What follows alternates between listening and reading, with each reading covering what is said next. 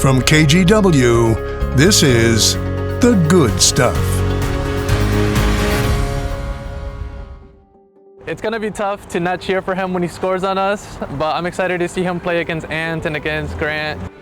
First up on The Good Stuff, Damian Lillard returns to Rip City, bringing memories rushing back for fans. Hey everybody, thanks so much for joining us. I'm Brittany Folkers. Dame's first game back at the Moda Center since being traded to Milwaukee just began, and fans are showing they still love the former Blazer. Catherine Cook shows us the celebration of his community impact. For most fans, Dame was more than just a star on the court. He was a fixture in this community. 11 years worth of snapshots that say Dame was here. Lillard with 47 tonight, working it down to 2-1, a deep three. Oh! The buzzer beater, the dagger to OKC's 2019 playoff hopes. Time of death, Dame time, followed by this iconic moment. Put it in the Louvre, they said.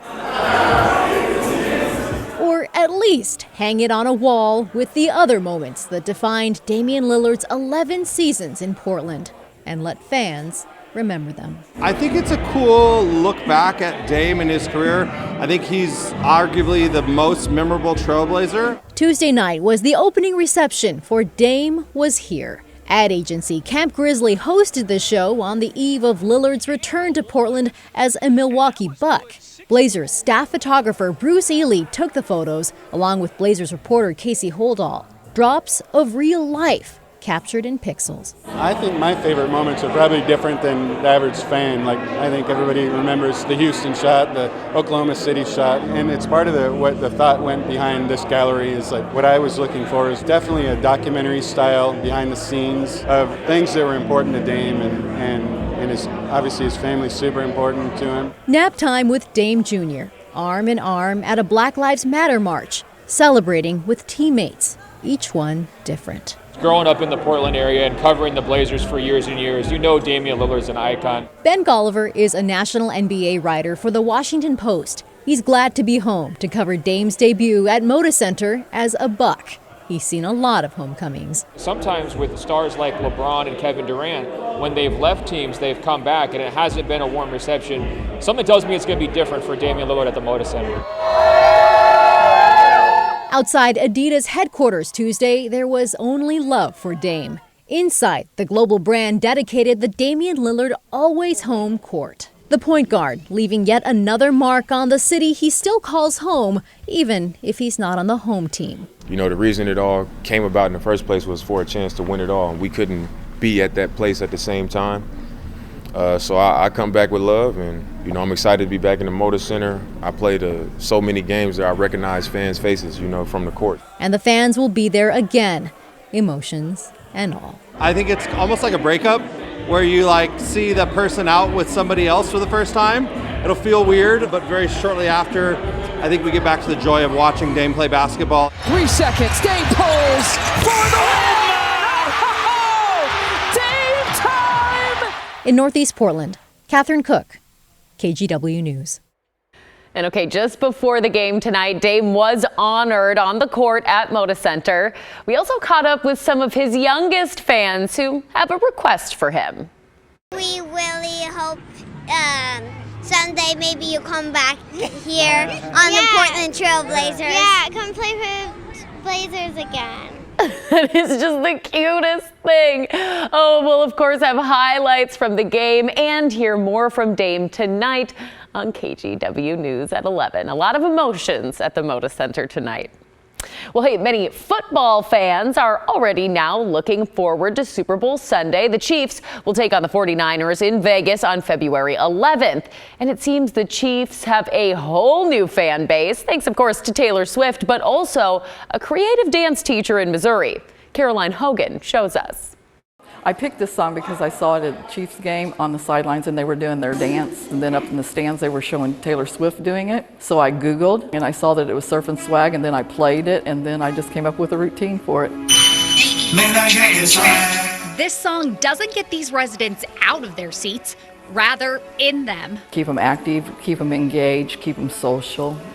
Those are the goals of their fearless leader and choreographer, Connie Chevalier.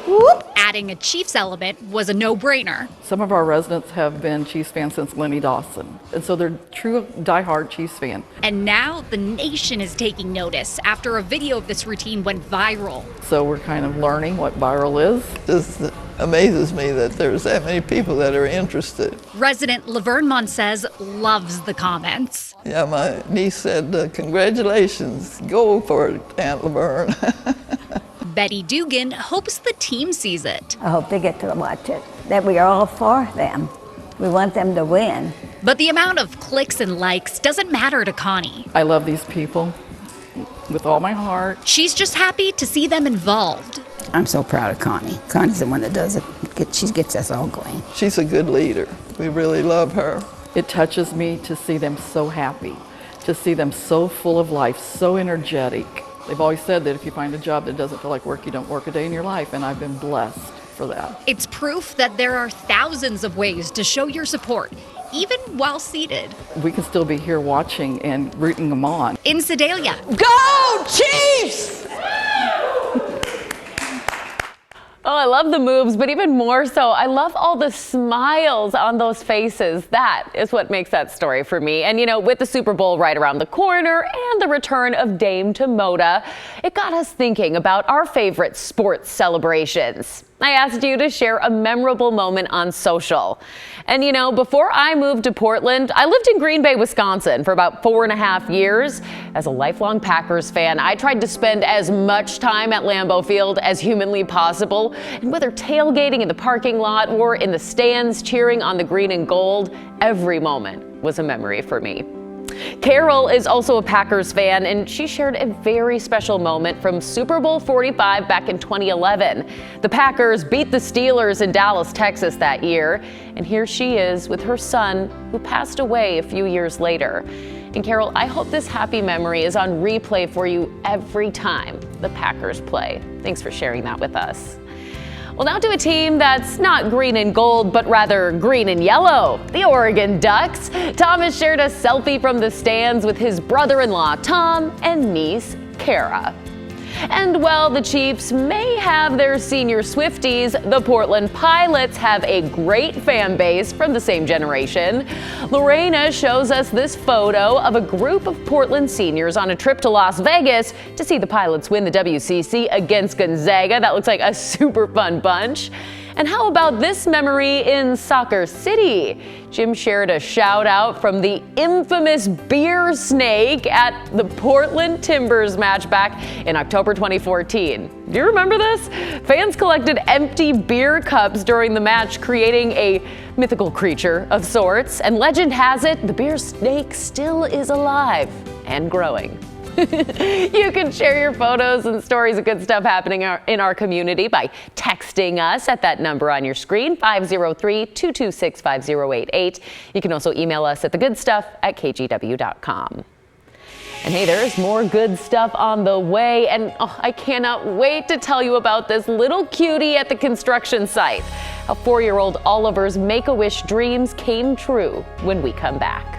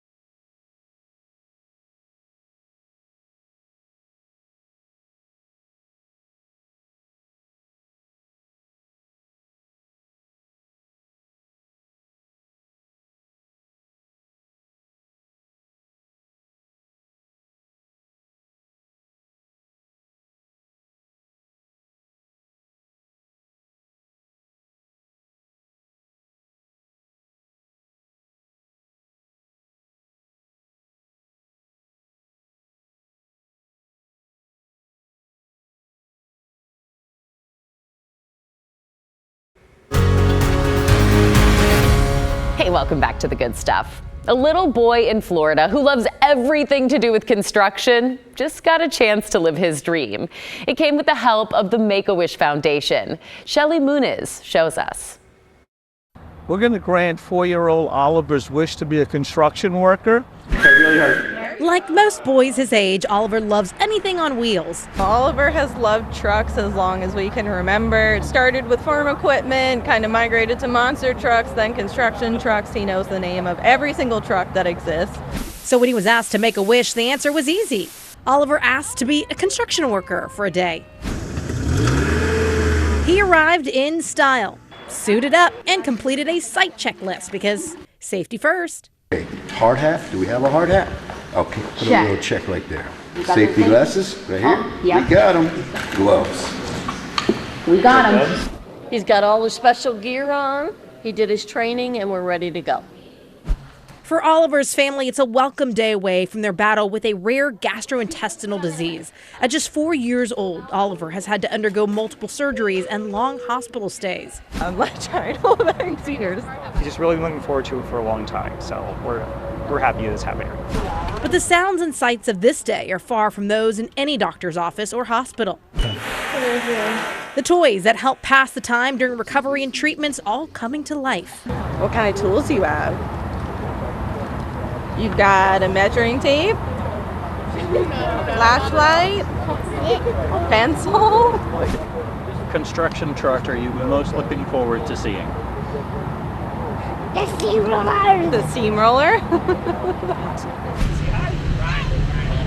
This day he will never forget, and it will give him hope, and he'll remember this as he goes through his challenges. Thank you. That's enough. Oh, Oliver's such a sweet guy. Well, okay, up next here on The Good Stuff, we're catching up with a Girl Scout on a mission. And while you might be excited about those yearly cookie orders, she's more focused on the sweet satisfaction of kindness. But before we head to break, we've got a doggone good birthday shout out for you. This past weekend, Diane celebrated a puppy party. Her dog Lola, the sweet pooch on the far right, celebrated her 9th birthday at Bent Shovel Brewery, along with her brother Junior and Sissy Harper. Oh, just look at all those sweet faces. The perfect puppy eyes. Obviously, that runs in the family.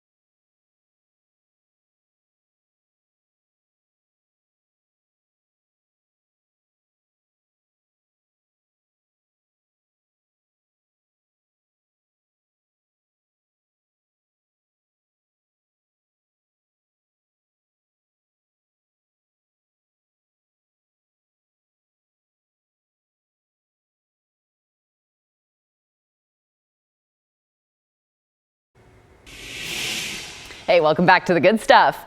A Girl Scout in Southern California is hoping to encourage acts of kindness. Jeff Zevely with our sister station in San Diego shows us how she's doing it. It's possible for a single act of kindness to travel around the world, but to make that happen, this Scripps Ranch High School junior needs a hand. This is my sash for Girl Scouts. For Addison Bradley, being a Girl Scout has been a lifelong love. There's me as a daisy in kindergarten, me as a brownie, me as a junior. You've really put in the time. Yes. Much like a Boy Scout completing an Eagle project. We have a light pink, a hot pink, black, green, teal. Addison is working on her Girl Scout Gold Award, passing out what she calls kindness bracelets. I've given out 1,000 and we just ordered 400 more. The bracelets are free, but in return, Addison's asking every participant to make one act of kindness. It can be very simple, like holding the door open for someone. This project was inspired by a celebrity. Yes, I've been a fan of Harry Styles for a very long time. Harry Styles has a hit song called Treat People with Kindness, and that's just what every bracelet reads. Treat People with Kindness is on the front, and then on the back of it, it's hashtag TPWKGS Gold, which stands for Treat People with Kindness Girl Scouts Gold. Dad power. Addison's father, Herb, put one on Cooper, the family dog, but says he's inspired to be man's best friend as well. I wear it to remind myself not to yell, not to be a jerk, let people go by on the freeway. Addison's mother, Brenda, was a Girl Scout too. Are you wearing a bracelet? Of course. And what was your kind deed? I bought the person behind me Panda Express. What's it gonna take to get one of these bracelets on the wrist of Harry Styles? I don't know. Addison's seen Harry Styles in concert twice, and the next time she goes, she plans to throw one of the bracelets up on stage and hope that he sees it. Or maybe if she just keeps spreading her message. Oh, would you mind passing some out to your staff as well? Of course. Which color do you think goes with my outfit? Probably the blue one.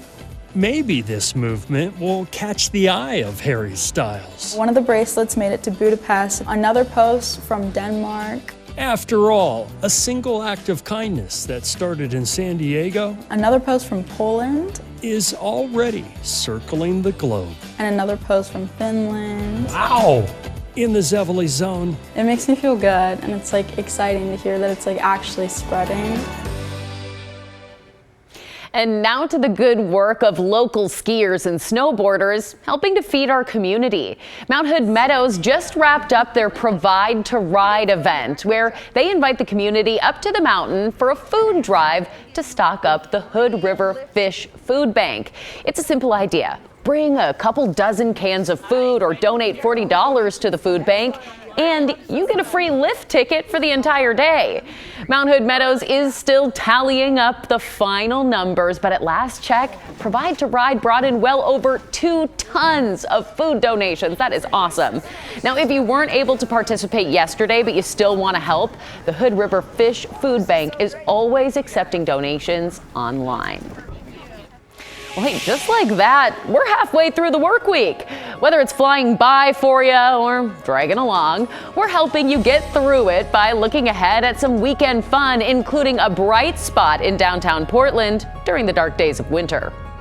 And as we head to break, I want to share some more of your photos showing off some really lovely scenery around the area, starting with this stunner of a sunrise shot in Washougal earlier this week. Just beautiful.